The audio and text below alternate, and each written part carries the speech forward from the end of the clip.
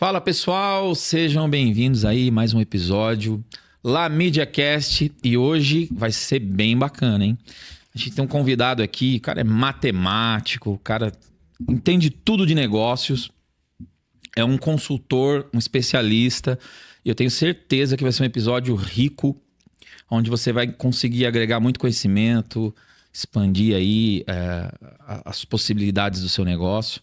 Então vamos conhecer um pouquinho aí da história da vida do seu Carlos Casarotto e a Casarotto Consultoria, né?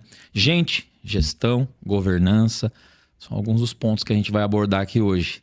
Então sejam bem-vindos aí, prepara uma pipoca, um suquinho e vamos bater um papo aqui, tá?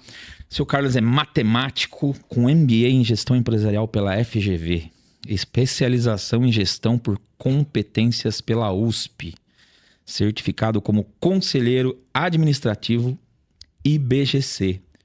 E também tem uma certificação pelo ICL de coach. Então, estamos falando aqui de um profissional acadêmico de alto nível e com vasta experiência também aí, né, no campo de batalha, né? Vamos dizer assim. Seu Carlos, prazer tê-lo aqui, cara. Como é que você tá? Tudo bem? Tudo bem, obrigado aí pela oportunidade, né? Já vamos aqui falar um pouco de matemático, né? Você falou, pô, sou matemático. Sabe que eu fiz matemática porque eu não tinha dinheiro para fazer engenharia, né? Então, mas a vida sempre dura nossa de ter que trabalhar de dia, estudar de noite. A gente fez o que pôde, né? Mas eu entrei depois na área de recursos humanos e lá tinha alguma demanda de alguma coisa de matemática, né? O cargo de salário, a gente fazia muita conta, muita tabela, e depois eu fui migrando dentro da área de RH para a área de desenvolvimento, onde a gente precisava usar mais a criatividade, a gente precisava usar mais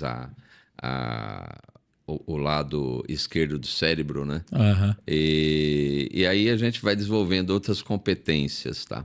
Mas você sabe que a matemática me ajuda muito, né? Sempre me ajuda. Eu trabalhei depois uma grande experiência com os japoneses, né? O japonês também é muito metódico. E aí eu aprendi a seguir métodos, a seguir processos. Eu gosto muito de processos, hoje eu falo sempre de processos, né? Mas são coisas que estão na raiz, né? Então, sou homem, matemático e trabalhei com o japonês. Então, a razão impera, só que não, né? A gente vive num mundo onde a gente precisa entender ser criativo, né? Muitas vezes aquilo também. Que é diferente, aquilo que por onde andam as tendências, por onde andam as soluções para as empresas, para as pessoas que estão dentro das empresas. E também na batalha já há bastante tempo, ajudando empresas em gestão e governança. Legal, interessante. É curioso que assim, a gente nunca vê quando você vai conversar com um jovem, né? O que você vai ser, né? Eu vou ser matemático, é uma coisa difícil de ouvir, né? Só que a matemática está em tudo, né? Se a gente parar para ver, até música tem matemática, né? A matemática tem os algoritmos, que é o que hoje rege o mundo, né? Então, com certeza, ela agrega, nem que se for de maneira inconsciente na vida da gente, né? Certamente. Bom, aí eu queria um pouquinho ali, entrar um pouquinho mais na história, né? Já deu uma bela introdução aí pra gente, mas vamos falar ali de uma linha do tempo, como que foi a história do Carlos Casarotto profissionalmente. Ó, empresa tal eu colaborei, estive em projetos assim, assado. Se puder assim, resumir um pouquinho a história só pra gente localizar ali o que você fez já. Olha, eu trabalhei desde lá meus 18 anos, né? Quer dizer, eu trabalhei desde 9, 10 anos com meu pai, com meus irmãos. Depois, quando eu entrei em empresa para a área de RH, comecei na cervejaria Kaiser.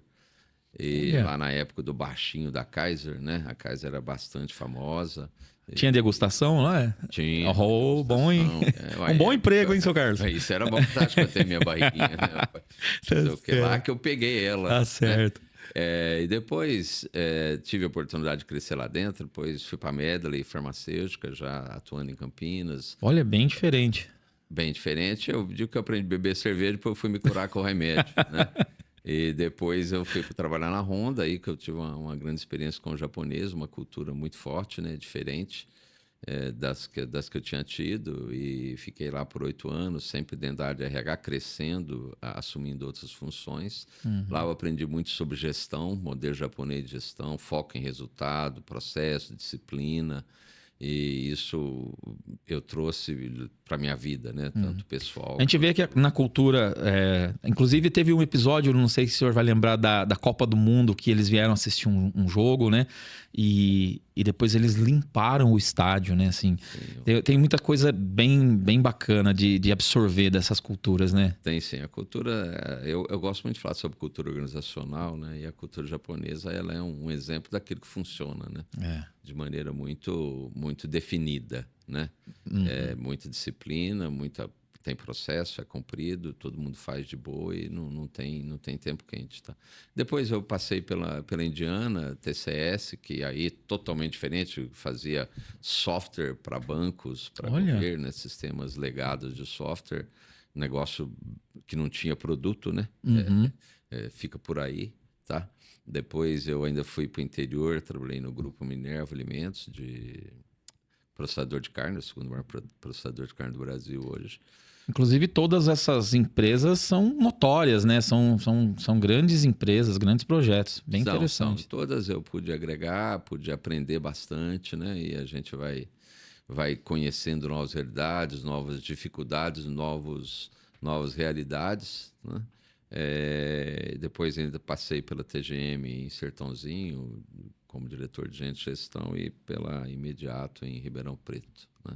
Bacana. Aí de logística. Então, uma experiência aí bastante vasta na área, né? Que começa com gente, vai para gestão. E essa é a minha vontade de estudar, de crescer, esse meu desejo de aprender mais, né? Me leva também para a área de governança, onde eu vou agregando mais aos clientes, mais às pessoas que a gente conversa, às empresas que a gente atende. Boa. Não, sensacional.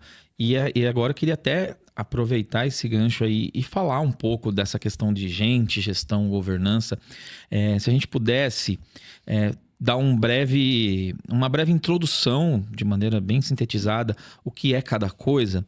E aí eu peço para você, amigo empresário, presta bastante atenção, né? Porque tudo isso que o Sr. Carlos vai colocar a partir de agora são ferramentas validadas, aprimoradas, e que a galera gasta uma grana para contratar esse tipo de profissional e resolve, assim, muda a história de negócios e empresas, né? Arruma casa, tira o projeto de um estado estagnado, né? E traz resultados sólidos, consistentes.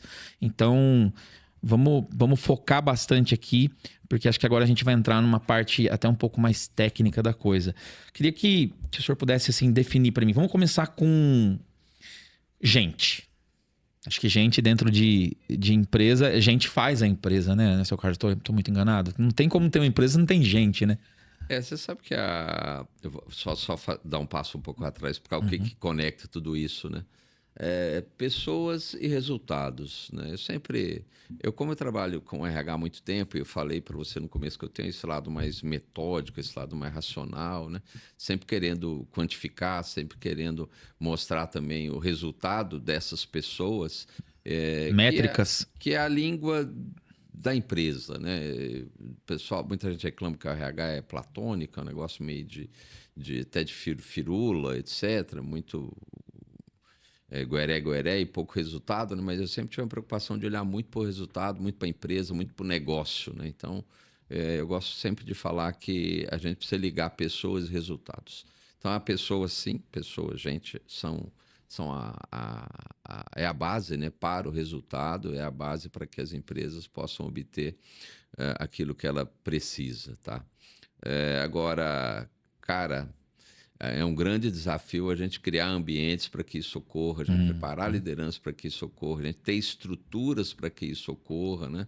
Então, é um passo muito grande. Primeiro, a gente precisa estruturar todas as políticas e processos voltadas para a gente, né? Pensar em gente, criar uma liderança que seja capacitada para lidar com pessoas. A gente pode até discorrer sobre isso um pouco, tá? e que tenha processos que também levem à responsabilização para essas pessoas, que possa torná-las autônomas para fazer aquilo que precisa fazer, é claro, dentro de cada da autonomia. Não de engessar cada o processo, ter uma certa autonomia, mas também ter Sim, ela responsabilidade. tem que ter autonomia dentro daquilo que a gente fala que nem presidente de empresa tem autonomia plena, né? Então, as autonomias dentro do cargo, obviamente, de poder contribuir, de poder ajudar, de poder opinar, de poder ser criativo, de poder dar ideia, de poder sugerir, né? Mas sendo cobrada pelos resultados, né? Acho que tem que ter uma ligação muito grande e a gente faz isso com processo, faz isso com modelos de gestão adequados, né? E com acompanhamento e consequência. E esses modelos de gestão, quando o senhor fala, pode ser algo que é diferente de um negócio para o outro, de uma empresa para outra, tem que ser algo mais personalizado? Cara, obviamente que cada negócio é diferente do outro, a gente precisa olhar, no fundo, quando a gente fala, por exemplo, dos indicadores de uma indústria, de um comércio ou de um agronegócio, são diferentes. Agora, os modelos de gestão, eles são bem... Tem modelos que se aplicam a todos eles, tá? Ah, legal. Quando você fala, por exemplo, de estabelecer metas, o que vai ser diferente serão os indicadores de cada um. Tá? Não os principais vão falar em faturamento, lucro, EBITDA, e aí vai, né? Mas as métricas operacionais são diferentes para cada um.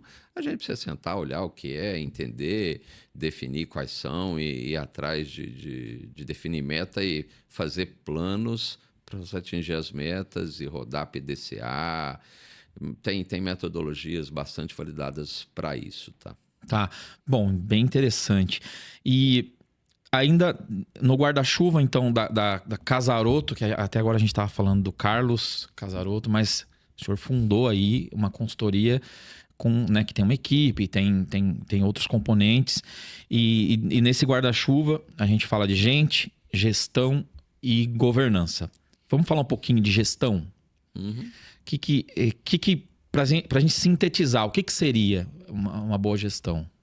Tá, quando a gente fala de gestão, né, a gente fala dos modelos que gerem a empresa, que faz a gestão da empresa, tá?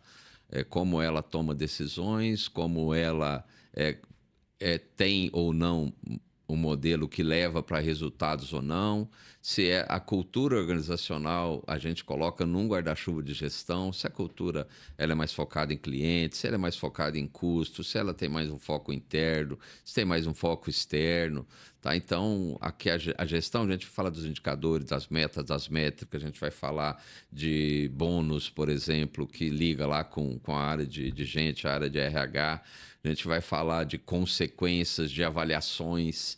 Então, a gestão é tudo aquilo que envolve o modelo da empresa a ser gerida. São as ferramentas que ela usa, os ritos e rituais que ela tem para o dia a dia, ou planejamentos também de longo, médio prazo.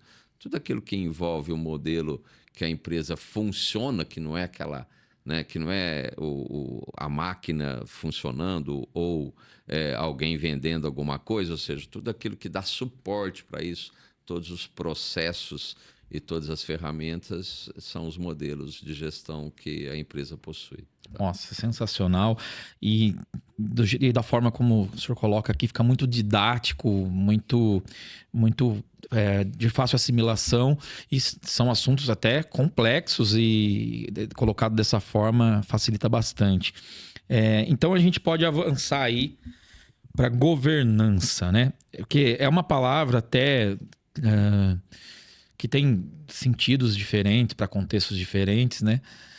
Quando a gente fala de governança, muita gente nem faz ideia do que seria isso no ambiente corporativo, né? E muito negócio acaba pela falta da governança, né, seu Carlos? Muita coisa, muito negócio assim esfarela por falta de implementar uma governança, vamos dizer, eficiente. Vamos discorrer um pouquinho sobre esse tema agora? Sim, a governança, ela... Vou emprestar até mais ou menos a definição que tem no IBGC, né, que é o Instituto Brasileiro de Governança Corporativa, que é o conjunto de normas e comportamentos, né, que regem uma empresa. Tá? Então, a gente, no fundo, eu sempre digo o seguinte, qualquer empresa, antes de ser, dela funcionar, ela poderia se estruturar no papel. Né? Mas ela não faz isso, obviamente, que a gente vai fazendo andando e depois. a gente Depois eu vai vejo. vendo. E aí vem as necessidades, né, dela se organizar. Então, O senhor fala como se fosse a lei, a constituição da empresa, algo assim. todo o modelo que rege ela, as normas, os processos, né? Vem um pouco da gestão que eu falei antes, que é os modelos a serem adotados, né? Então, é aquilo que é é a forma como a empresa é gerida de maneira mais conceitual, vamos dizer assim, tá? Então, ela vai definir aí as regras de compliance, ela vai definir os macroprocessos, ela vai definir os ritos de longo prazo da organização, ela vai falar muito de valores organizacionais, né? vai ligar aquilo que pode e que não pode dentro da empresa, como ela se relaciona com os stakeholders. Então, a governança é a forma como a empresa é gerida através de suas políticas práticas e dos comportamentos das pessoas. Vamos dizer assim, que é uma bíblia que direciona a jornada de uma organização. Quando a gente fala ali de uma empresa familiar, né? Muitas vezes a gente tem um irmão, um pai e filho, até filhos, né? E o pai preparando ali para fazer uma sucessão ali, né? A governança é mais fundamental ainda, né? Como é que esses agentes pensam, se relacionam. Muitas vezes as coisas ficam muito no campo das ideias e a falta dessa Bíblia, de repente, pode ser um grande problema. Não faz sentido isso que eu tô... Essa Bíblia, ou essa estruturação toda, ela tem a ver muito com alguns aspectos. Primeiro, ela vai cuidar da perenização da empresa, tá? E ela vai tirar a pessoalidade das empresas, tá? A gente vê muitos empresários, muito donos de empresas, né, que tem uma expressão que a gente usa muito, que é o seguinte: o dono da empresa pode tudo, mas ele não deve tudo. Tá? Ele pode fazer tudo, mas ele não deve fazer tudo. E ele tem que ser também, dentro da organização, escravo dos modelos que ele define sobre normas, processos em si, do governo, do modelo de governança. Tá? E isso ajuda demais, como eu falei, a tirar a pessoalidade. Na gestão de conflitos, a gente vai pensar sempre em algo maior do que é o meu interesse, do que é o seu interesse, o interesse de um É o bem comum da empresa. É o bem maior que eu falo. A gente pode usar um exemplo prático. Tá, lá fora você é meu sobrinho, meu filho, mas aqui dentro você é um membro da equipe, né? Aqui é diferente. Sim. Aí a gente vai falando dentro da governança, né? Sobre a estrutura organizacional, sobre papéis e responsabilidades, né? Até onde um pode ir, até onde o outro pode ir, quais são os deveres e responsabilidades de cada um, quais são as entregas, né? Porque mesmo um sobrinho, como você falou, que está aqui dentro, ele tem que ocupar um cargo e tem que ser responsável por entregas, né? Por resultados. E ele também, enquanto está aqui, ele tem que ser cobrado. E todas as consequências que tem para todos os colaboradores tem que ter para ele também. Tá? Então, separar muito bem esses papéis, eu acho que é essencial, sabe? É fundamental para o bem-estar de todos, né? E para o bem-estar da organização, tá? Porque tudo aquilo que é vivido dentro de uma empresa familiar, todas as disputas, os conflitos, né? Os jogos de ego, isso vai para a base, vai fazendo parte da cultura. A cultura da empresa, aliás, é isso, né? Ele vai fazendo parte da cultura e vai contaminando, tá? E aí... Chega uma hora fica difícil reverter, né?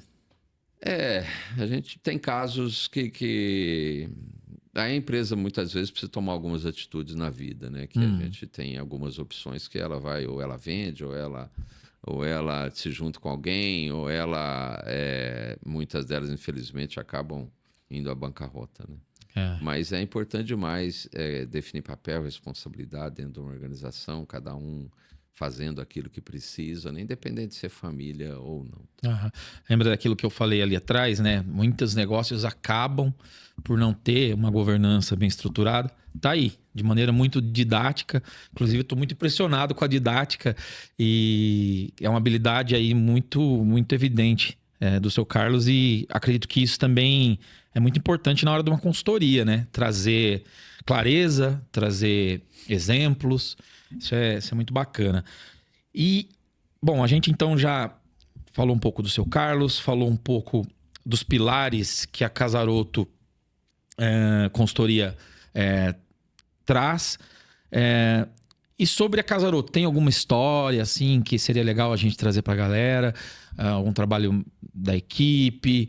Hoje o senhor está ali, mas dependendo do projeto, tem braços juntos ali, tem um pessoal que trabalha colaborando, né? Sim, sim. Eu entro, obviamente, na parte que é mais... Eu tenho aquilo que é mais meu expertise. Tem alguns colegas que também, todos ex-executivos de empresas, né? Eu tenho uma preocupação muito grande de juntar esse tipo de pessoas, né? Eu fui executivo, fui diretor de empresa, então, para mim... Sabe os dois lados da moeda, né? Exato. Então, a gente sabe como fazer isso e levar essas melhores soluções para as organizações. Então, eu tenho preocupação, sim, de ter parceiros do meu lado que também têm essa pegada, né? De realizar, de executar, de fazer, de dar a melhor solução, tá? Legal. E aí, cases, meu amigo, tem um monte, né? A gente pega cases de transformação de pessoas, de transformação de cultura, né? E a gente vai mostrando o caminho, vai amarrando num bom sentido, né? Mostrando uma outra realidade para as pessoas, e elas vão entendendo, tá? Os empresários que a gente assessora vai entendendo, vai vendo que há outras possibilidades. Mas é uma jornada difícil, tá? Porque trata de mudança de comportamento também. Tem aquele empresário que quando você realmente ele assinou o contrato, vai fazer o diagnóstico, conversar, conhecer as pessoas a fundo, aí você começa a suspeitar, pô, esse cara precisa mudar o mindset total dele, a chavinha aqui tem que virar. Tem esse tipo de contexto? É mais difícil de lidar com isso? Não, esse é o normal que tem. Esse é o normal. Esse é o normal. Eu tenho uma longa experiência também como coaching, né? E mentoring. E eu atuo também na transformação comportamental, tá? Porque não adianta a gente... No fim é o seguinte, se a gente implantar um processo, tá? Vamos pensar que uma empresa não tem um processo e ela precisa implantar um processo. E vai passar por uma mudança de comportamento também do líder principal da empresa. E ele precisa também mudar. E para mudar não é fácil, tá? Falo que mudança... a gente tem hábitos que nos acompanham desde sempre, tá? E o nosso cérebro, ele tem a função de nos manter vivos. Então, ele repete o comportamento todo dia. Tem um desconforto de sair daquela zona de conforto dele. Tem um desconforto. Às vezes, as pessoas não querem mexer num lugar que elas sabem que precisa mexer, porque, peraí, né? Deixa escondidinho aí, né? Que nem diz o irmão meu, eu não vou no médico porque ele vai falar que eu tô doente, né? Então, às vezes, a gente aponta, a gente tem essa dificuldade. A dificuldade maior é essa, tá? A gente fala, por exemplo, de centralização, né? Acho que isso... O cara pega tudo para ele. Isso é uma grande característica das empresas familiares, tá?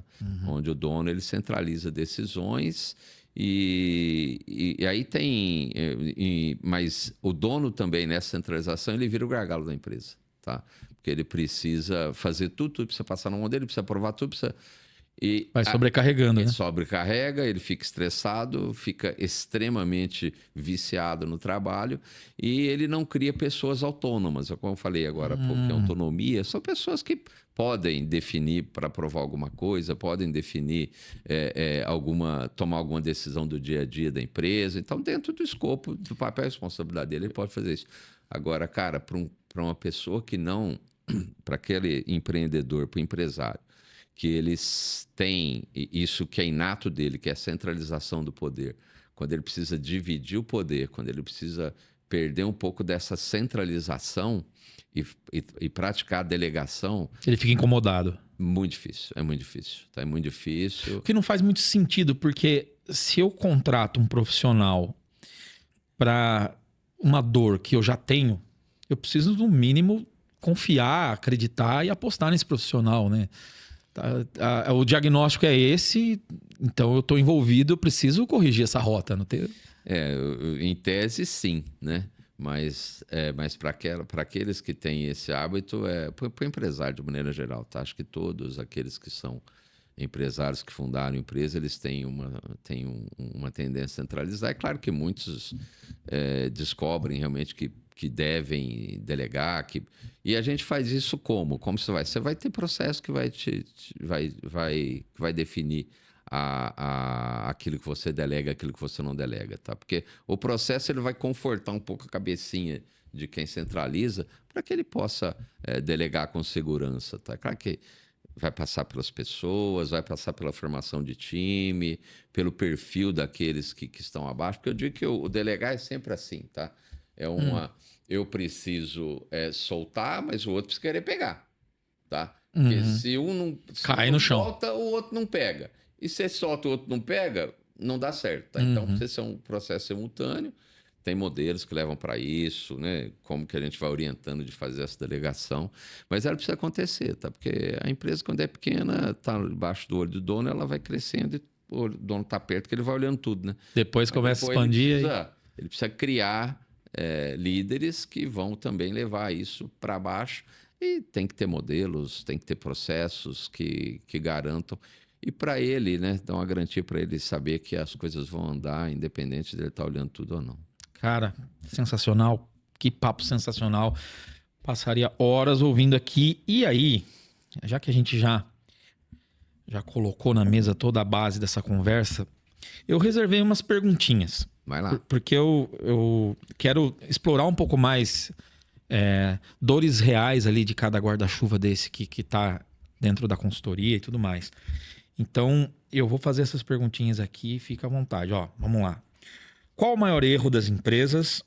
Aliás, qual a importância de ter uma cultura organizacional forte e bem definida para a empresa?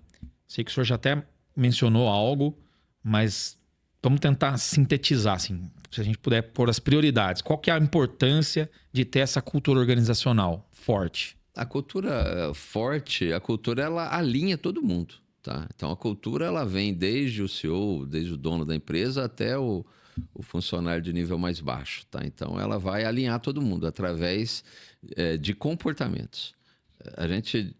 A cultura, ela precisa de rituais, são as políticas, processos, tá? Que conduzem aos comportamentos, mas, em linhas gerais, a gente vai perceber a cultura, e a gente diz que a cultura, ela ou seja... A empresa não tem uma cultura, ela é uma cultura. Tá? Olha que legal. Quando você entra numa empresa, você sente a cultura. Não adianta você ir lá ver quadro de propósito, missão, visão, valores na parede. Mas você vai entender através do comportamento das pessoas. Tá? É aquela coisa de todo mundo estar remando na mesma direção. Exato. Eu fui uma vez numa empresa, contando rapidinho, né? Um exemplozinho pequeno, mas... Eu fiquei lá esperando o meu contato, tá? Eu entrei, estava na recepção, fiquei lá alguns minutos, tá? Mas nesses 10 minutos que eu fiquei esperando ele, passou 3 pessoas por lá que perguntaram: olha, o senhor já foi atendido, o senhor precisa de alguma coisa? Né? Então, quer dizer, não conheci ninguém, nem sei que são essas pessoas, mas todas preocupadas no bem-estar de quem estava na recepção. Então, isso é cultura. Você vai sentindo isso. Olha. Tá? Então, a cultura, cara, ela alinha todo mundo. Ter uma cultura forte, definida, todas têm, tá? Aliás, as empresas têm cultura. Porque elas são, né? Elas são, exato. Pode ser uma cultura ruim. Isso é boa ou ruim, também a gente vai entrar... Talvez ela seja bom por um tempo e não é bom para outra, tá? Por isso que a cultura, ela é algo muito bom, mas se você ficar muito preso à cultura, você tem grandes riscos de atrofiar, né? O caso da IBM, por exemplo, que sempre foi uma empresa muito grande, uma empresa focada nos melhores computadores, uma empresa que representava o sonho americano. Só que ela tinha uma arrogância organizacional muito grande, né? Todo mundo tinha que comprar o meu porque era o meu melhor e pronto, acabou, tá? Só que vieram os concorrentes na década de 60, o perfil de utilização mudou, não eram mais os mainframes, vêm os computadores de pequeno porte, e ela achou que estava tudo lindo, maravilhoso, que ia continuar vendendo o que ela produzia. Pô, ela teve que mudar muita cultura, passar a ouvir o cliente, as demandas de mercado, para que ela pudesse fazer um realinhamento estratégico e mudar a cultura, porque senão ela poderia quebrar, tá? A gente costuma dizer que ela foi de Kodak. A Kodak, a Kodak é o outro que faltou. Visão. Faltou. A gente fala muito da Kodak quando a gente fala de mudança, né? A empresa que acha que está tudo bom, lindo, maravilhoso, e vale para as pessoas, né? Carreira também vale, né? É verdade. A pessoa que acha que está lindo, Faz maravilhoso sentido. e não muda, né? Então, faz sentido. É o seguinte, ou muda ou morre. Olha. Simples, né? E a Kodak é um caso, né? Tem como o outro Blockbuster, novinha, cresceu. A Netflix enterrou ela. Exato. Então, são as histórias aí de que não dá para você ficar dormindo muito em cima daquilo que... Eu digo que chegar no topo é uma jornada. Agora, manter-se no topo é muito mais difícil. Tá? Sensacional. E vamos pensar, então, que a empresa ela pretende mudar a sua cultura, né? Qual que é o maior erro das empresas ao tentar mudar a cultura? O principal erro acho que é querer, né? Eu acho que é querer de verdade, tá? Primeiro, acho que tem um discurso de querer mudar, mas não muda, tá? Então, é claro que precisa fazer um planejamento, um diagnóstico cultural, daquilo que se quer hoje, daquilo que se quer depois, né? De fazer um debate muito amplo sobre os pilares da cultura, propósito, missão, visão, valores, não para deixar isso na parede, tá? Mas para transformar isso em comportamento. Refletir no comportamento. Transformar em processos políticos, estratégias organizacionais que vão dar vida a essa cultura. Porque, como eu falei, a cultura é. Então, a cultura ela é retratada em tudo, em comportamentos. Então, acho que uma grande dificuldade é o querer de verdade, tá? Porque imagina mudar uma pessoa a cabeça de um edifício, imagina mudar a cabeça de um monte. Pois é. Né? Então, tem que ter muito pulso firme, tem que ter regras claras, tem que ter consequências claras, tá? Acho que isso falta muito hoje nas organizações, que são as consequências. Se não tem, sente liberdade, é impune. Para continuar mantendo, né, também. Se não tem consequência... Não. A consequência é algo que vai fazer as coisas acontecerem dentro da organização. Consequências por bem e por mal. Só para finalizar, um bom planejamento, obviamente, dessa mudança, né? Uma mudança de cultura você vai demorar de 3 a 5 anos para fazer numa organização. Olha. Tá? E tem fazer que vir muito de cima para baixo. Sim. Queria fazer um disclaimer, então, aqui. Aí o senhor pode... me ajudar a refletir sobre isso, que acabou de me ocorrer. Pensando um pouco naquela linha de psicólogos, né? Que você precisa estar fora da ilha para enxergar a ilha. Não é muito, mas muito mais difícil os próprios líderes da empresa fazer essa transição, mudar essa cultura sem ter alguém de fora da ilha olhando para a ilha. Ou seja, ter uma Casaroto ali que veio de fora e vai observar, vai fazer o diagnóstico, vai entender os comportamentos. O cara, sem isso, ele não pode estar muito enviesado, pode estar muito dentro de um aquário ali. Tem sentido esse raciocínio? Sim, tem total raciocínio. A gente dentro da organização, a gente está preso à rotina, preso ao dia a dia, né? E para fazer grandes projetos, cultura é um grande projeto, é uma grande mudança, né? Assim como para implantar, por exemplo, um plano estratégico, implantar uma política que dentro de uma área específica, de orçamento, de resultado, na área de gente. Sempre é bom alguém que vem de fora, que traz outra experiência e que tem essa visão imparcial, tá? Porque, cara, mudança, tem um negócio que a gente... Que a gente fala, existe uma curva que a gente fala que é a curva J da mudança, tá? O que é a curva J da mudança? Eu tenho um estágio de bem-estar para tudo que eu faço na vida. Isso vale para a pessoa e vale para a organização, tá? Então, ao longo do tempo, eu vou implantar uma mudança, o meu bem-estar ele vai cair primeiro.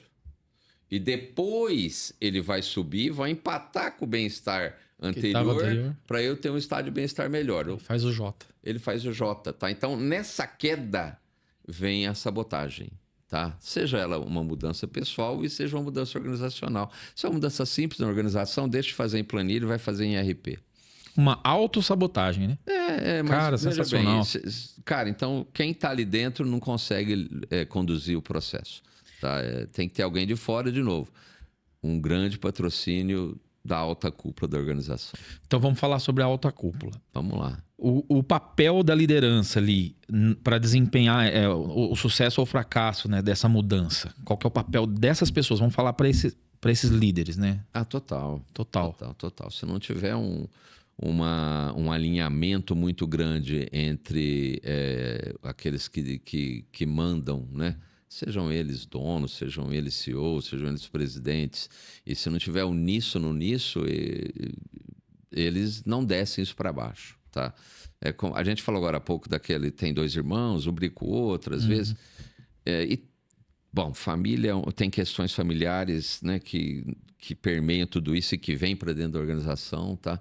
Então, precisam estar focados, tá? E aí que eu volto a falar um pouco, tá? Eu já participei de discussões homéricas entre famílias sobre empresas, sobre negócios, tá?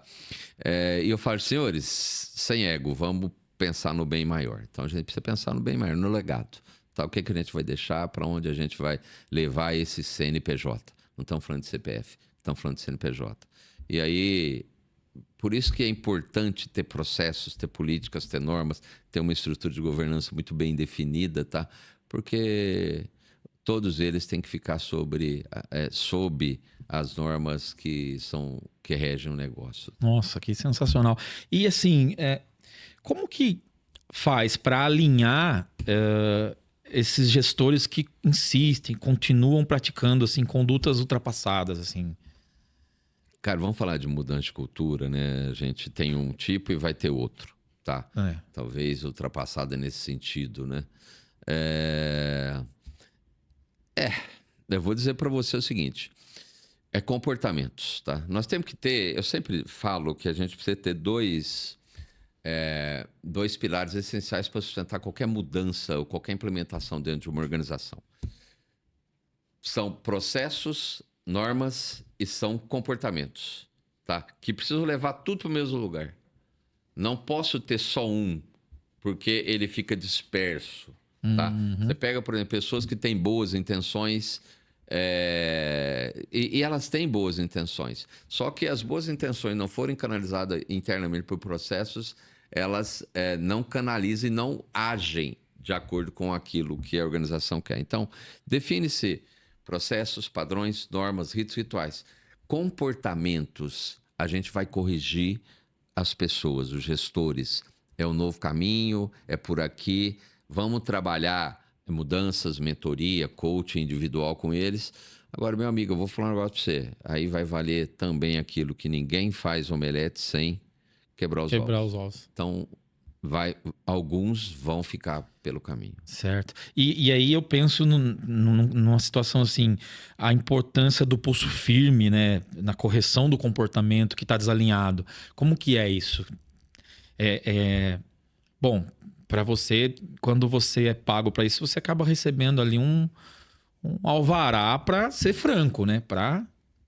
Sim. A correção, eu falei agora há pouco para você de consequências, né?